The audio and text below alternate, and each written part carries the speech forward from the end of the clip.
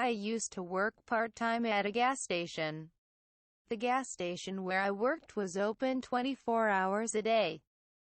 But it was a bit of a dangerous place where local Yankees would be seen here and there during the night.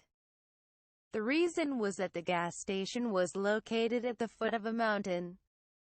And along the road into the mountain there was a famous haunted spot in the area.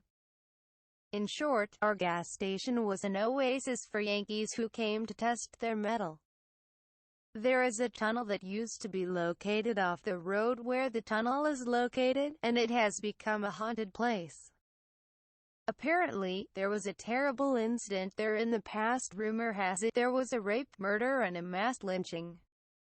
And it has become a haunted place.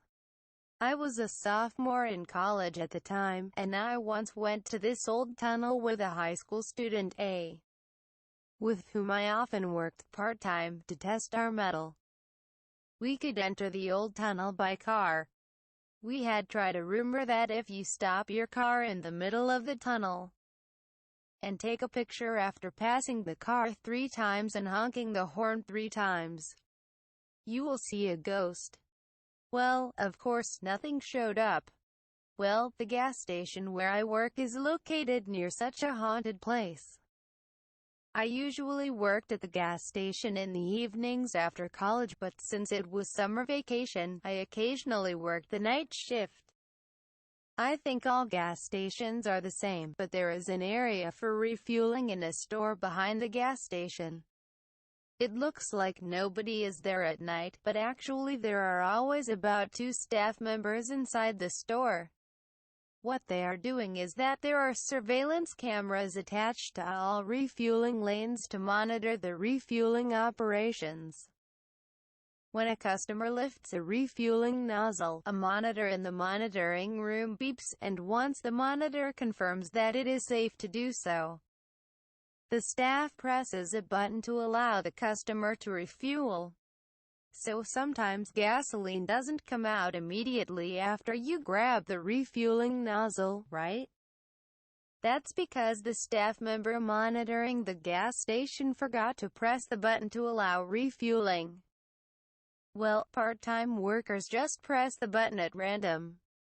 Basically, the surveillance cameras are only used to monitor the cute girls when they come out of their cars. So that night, it was just me and a junior employee. The store is usually made of glass, but at night, shutters or blinds are closed to prevent people from seeing what is going on inside. The lights are turned off, but the light from the monitors is bright enough for us to see each other's faces. That day, as usual, I unplugged the cables from the monitor and the surveillance camera, connected the Wii I had brought with me, and played a game with A. It was probably around 2 o'clock in the morning. It was probably around 2 a.m., and I was playing a game with A, when suddenly the intercom rang. I was playing games with A, and suddenly the intercom rang. By the way, intercoms are attached to each refueling lane, and people who don't know how to operate them press them. If there was an error in the machine, the monitor would display an error message and a buzzer would sound.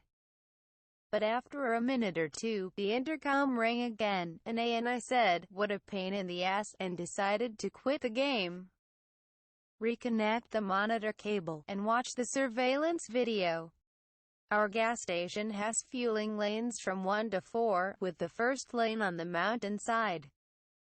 The intercom was ringing from lane 1, but by the time we switched to the surveillance monitor, the second intercom had already stopped ringing and there was no one in lane 1.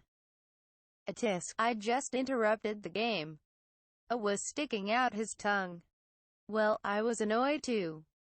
So I turned the channel of the surveillance camera to see if I could catch the idiot who pushed the intercom somewhere in the stand. Incidentally, the surveillance cameras are installed outside, one for each of lanes 1 to 4. There is one at the kerosene filling station, 2 at the change machine just outside the store, and one in the pit, a workspace for changing tires and oil, on the left side of the store. There are 2 inside the store, and 1 inside the store to mirror the automatic doors at the entrance. The other camera is installed to monitor the surveillance room for some reason. The camera inside the store is said to be able to record audio as well. Normally, the monitors are divided into 4 sections, and lanes 1 to 4 are shown on the monitors. When you turn the channel, it is set to show only one of the 4 split screens, one at a time in turn, and then return to the first 4 split screens. By the way, its manager approved that I'm playing games on the night shift. I said, well, there are no idiots anywhere. Maybe he didn't know how to operate the game and left. I looked around the surveillance cameras at the stand, but no one was there. I took one last look at the monitor in the surveillance room, but of course it only showed me an A operating the monitor.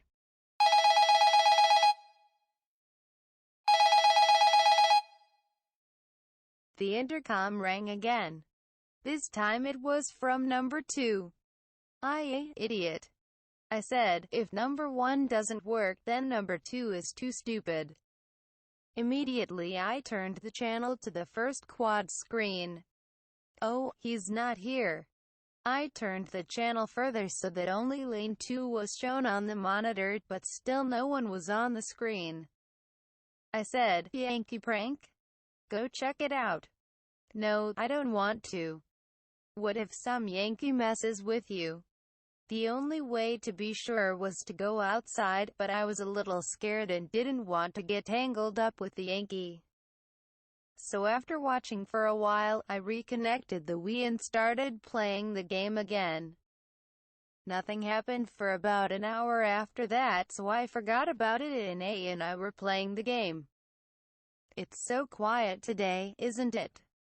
It was a little after 3 a.m. Even though it was the middle of the night, there were usually 4 or 5 customers per hour, but for the past hour and a half, not a single customer had come. I said, that's true, but that's about the same. That's right. I was not too concerned about it.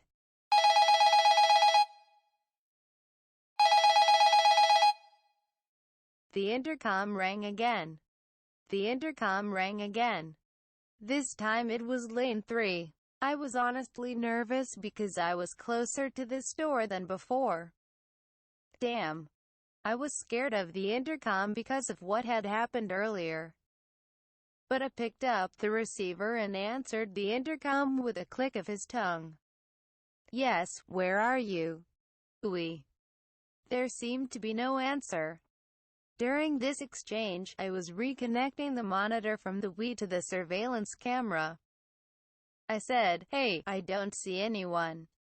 Seriously? I'm not talking either. The intercom rang in lane 3, and not a single car or even a single person was visible. I tried to put the receiver back on the phone while looking at the monitor.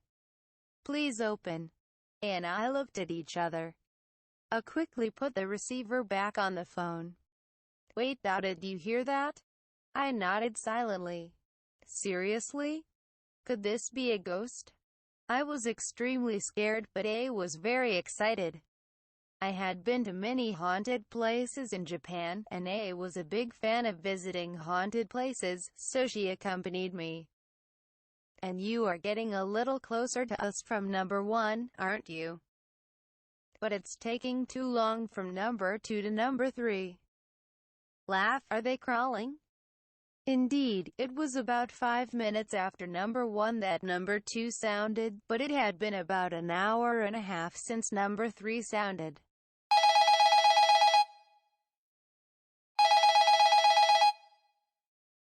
Then this time the intercom in lane 4 rang. I got it. I was already in a gawking state, to be honest, but A was super excited and hurriedly switched the monitor to lane 4. Of course, nothing was showing. I looked from the monitor to A and saw that he had picked up the receiver and was answering the intercom. He just stood there silently, staring toward the store entrance. I said, "Hey, what's going on?" I got worried and called out, "Wait," but he didn't respond. I said, "Hey, you've got to be kidding, this is seriously serious." To be honest, I was already in a state of panic because of A's sudden attitude. Me. Can't you hear me?" I did not take her eyes off the entrance and gently put the receiver back to the original position. You hear something? Someone is banging the entrance really hard." No, I don't hear anything." I seemed to hear the sound of someone tapping on the entrance, but I did not hear it at all. Then I suddenly reached for the receiver and connected it to the change machine intercom. The change machine intercom next to the entrance picked up the sound near the entrance. Panic was already setting in, and I was stiff as a dead man, eyes wide open, wobbling and shaking. The tapping on the entrance coming from the receiver continued for a while and then stopped. I was relieved for a moment. "Please open." I heard that voice over the intercom at the change machine. I hurriedly put the receiver back on the phone.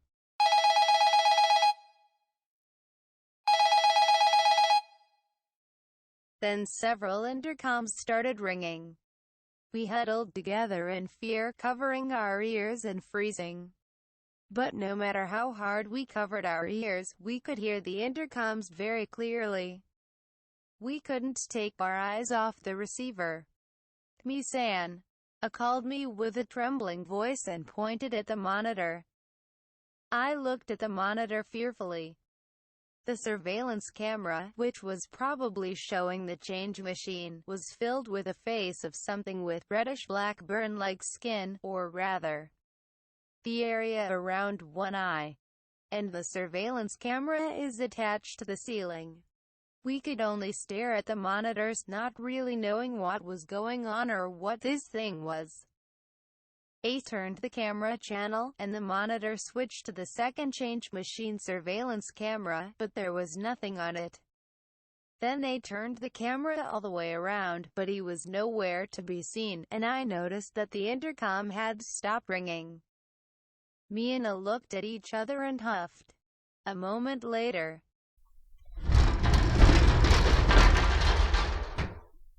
this time I could hear it clearly. It's hard to explain, but the pit next door and the store are connected by a 50 centimeters square communication door. It is a bit tricky, but it can be opened by twisting and pushing, and cannot be locked. However, the entrance to the pit is supposed to be closed and locked at night, so there should have been no problem in terms of security.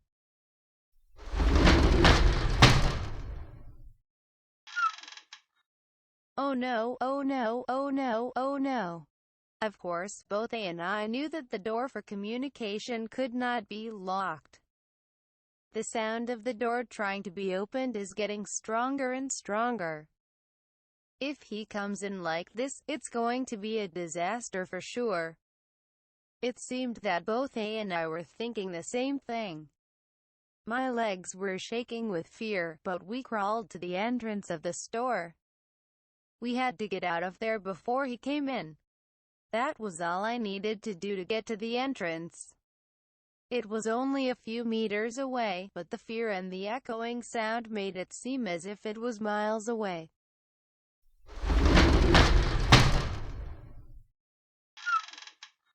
The door opened. At the same time, A and I opened the door and got out as if we were rolling out.